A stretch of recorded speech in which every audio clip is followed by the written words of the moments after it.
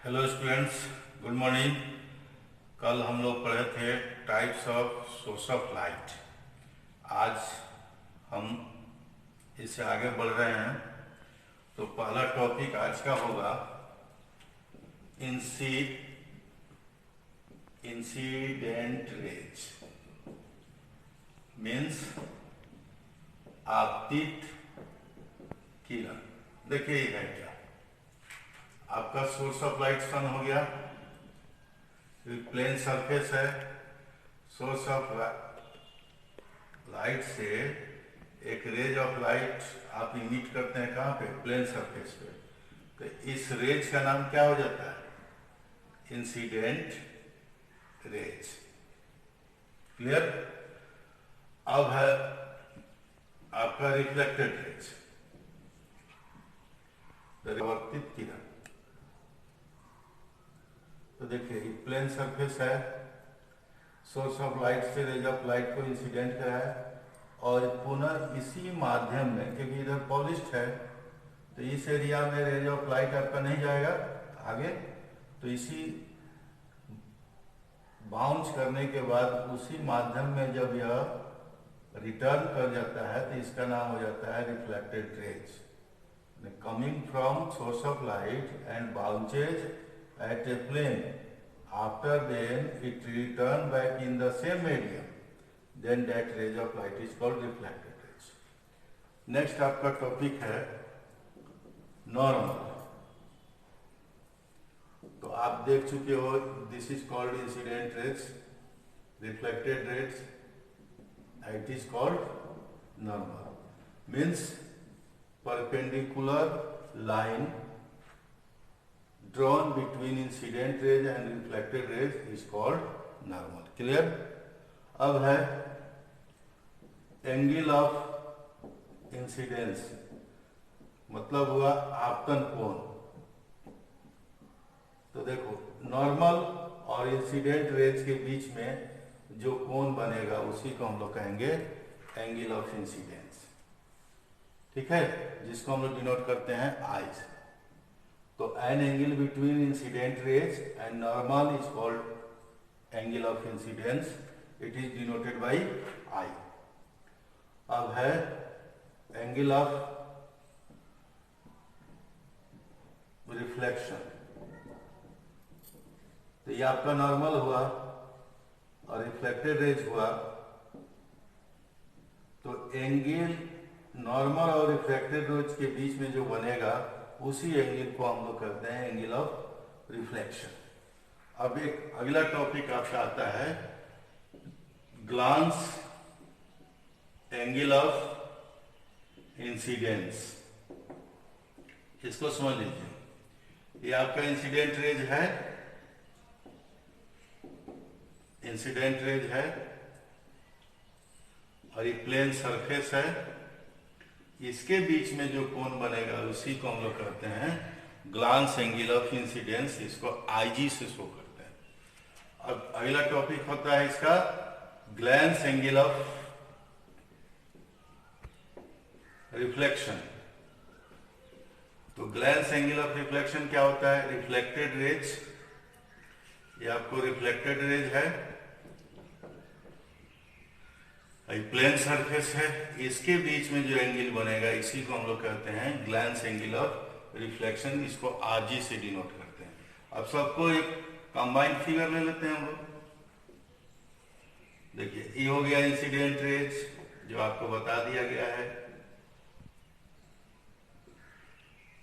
ये हो गया आपका रिफ्लेक्टेड रेज,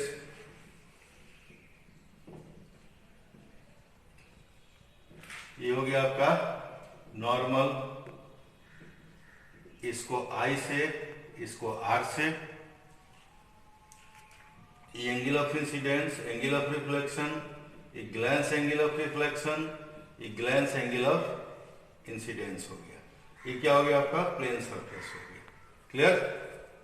अब नेक्स्ट जो टॉपिक है आपका उसको बताने चल रहे हैं। अब आपको पढ़ना है मिरर, दर्पण। ये है क्या, इसको समझ लीजिए। इस symmetry curved surface of glass होता है। सरफेस ऑफ ग्लास है जिसका वन पार्ट सिल्वरिंग किया जाता है या एल्युमिनियम से उसको पेंट कर दिया जाता है।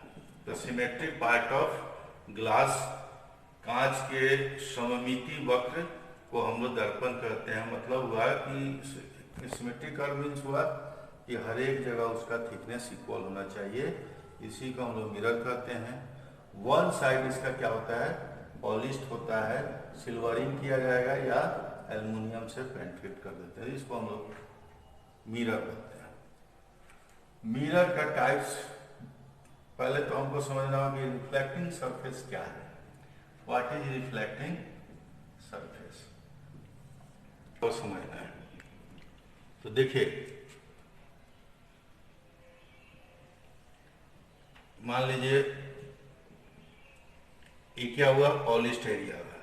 तो पॉलिश्ड एरिया के जो अपोजिट एरिया होता है उसी को हम लोग रिफ्लेक्टिंग सरफेस कहते हैं। तो डिफाइन कैसे करेंगे, opposite side of polished area is called reflecting surface.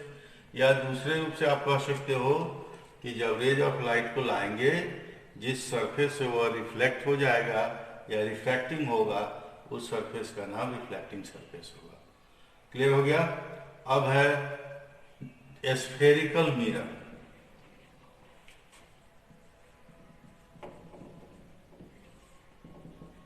तो जिस मिरर का, a type of mirror whose reflecting surface is spherical is called spherical mirror। जिसका रिफ्लेक्टिंग सरफेस क्या होगा, स्फेरिकल होगा, तो इसी को हम लोग कहते हैं स्फेरिकल मिरर। और इसका टाइप्स कितना होता है, types of spherical mirror. Types of spherical mirror 3 होता है। पहला होता है कन्वेक्स। पहला क्या होता है, कन्वेक्स मिरर। तो इसको समझना है, मतलब उत्तल दर्पण। तो ये पार्ट हुआ किसका, स्फेरिकल मिरर का, जिसका रिफ्लेक्टिंग सरफेस यह है और यह क्या है, बल्ब है, ऊपर उठा हुआ है। तो a part of a spherical mirror whose reflecting surface is bulb, ऊपर उठा हुआ रहेगा, तो उसको हम लोग क्या कहते हैं, कन्वेक्स मिरर कहते हैं। ठीक है। सेकेंड इसका टाइप्स होता है कनकेव मिरर। कनकेव मिरर होता है, अब इसको समझ लो, ये भी टाइप्स ऑफ स्फेरिकल मिरर हुआ। इसका रिफ्लेक्टिंग सरफेस क्या होता है, डिप्रेस्ड होता है। डिप्रेस मीन्स धंसा हुआ। तो ये type of spherical mirror whose reflecting surface is depressed is called concave mirror. हमारा प्लेन मिरर। तो प्लेन मिरर क्या होता है, जिसका रिफ्लेक्टिंग सरफेस प्लेन होगा, उसी को हम लोग कहते हैं प्लेन मिरर। क्लियर। तो ये था आपका मिरर, स्फेरिकल मिरर, उसका टाइप्स। अब जो है आगे हम लोग चलते हैं। पोल के बारे में आपको समझना, पोल क्या होता है। कोई भी मिरर है आपका, उसका जो मीट पॉइंट होता है, उसी मीट पॉइंट को हम लोग पोल कहते हैं, थ्रू कहते हैं, meet point of a mirror. Clear. Next है सेंटर ऑफ कर्वेचर। तो सेंटर ऑफ कर्वेचर क्या होता है, कोई भी मिरर आपका स्फेरिकल मिरर का पार्ट होता है। तो स्फेरिकल मिरर का जो सेंटर होगा, मान लीजिए, तो इसी को हम लोग सेंटर ऑफ कर्वेचर बोलते हैं। मीन्स क्या हुआ, centre of spherical mirror is called centre of curvature. इसको क्या चीज से डिनोट करते हैं? सी से। गोलीय दर्पण के मध्य बिंदु को हम लोग सेंटर ऑफ कर्वेचर कहते हैं। अब होता है radius of curvature. Radius of curvature. तो रेडियस ऑफ कर्वेचर क्या है? इसको समझे पोल है, सेंटर ऑफ कर्वेचर, इसके बीच की जो दूरी है इसी को हम लोग क्या कहते हैं? Centre of curvature, radius of curvature कहते हैं। मतलब हुआ distance between pole and centre of curvature. ध्रुव एवं वक्रता केंद्र के बीच की दूरी को वक्रता त्रिज्या कहते हैं। इसको आर से हम लोग डिनोट करते हैं। क्लियर? Next, object distance. तो ऑब्जेक्ट डिस्टेंस क्या है? मीन्स वस्तु दूरी। कोई मिरर है, ये पोल हो गया, यहाँ पे मान लीजिए आप ऑब्जेक्ट रखते हैं, तो पोल और ऑब्जेक्ट के बीच की डिस्टेंस को हम लोग ऑब्जेक्ट डिस्टेंस कहते हैं। इसको यू से सूचित करते हैं हम लोग। तो डिस्टेंस बिटवीन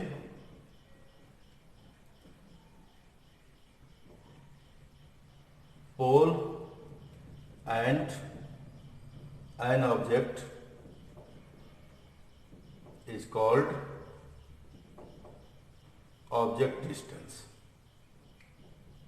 इसको क्या चीज से डिनोट करते हैं हम लोग? It is denoted by u. Clear? आज आप लोग को हम इतना ही रहने देते हैं। आप घर पे रह के सुरक्षित रह के इसको जरूर रिवाइज कीजिएगा। फिर नेक्स्ट वीडियो में हम इससे आगे बताएंगे। और मेरे चैनल #माफ फिजिक्स सेंटर को जरूर सब्सक्राइब कीजिए।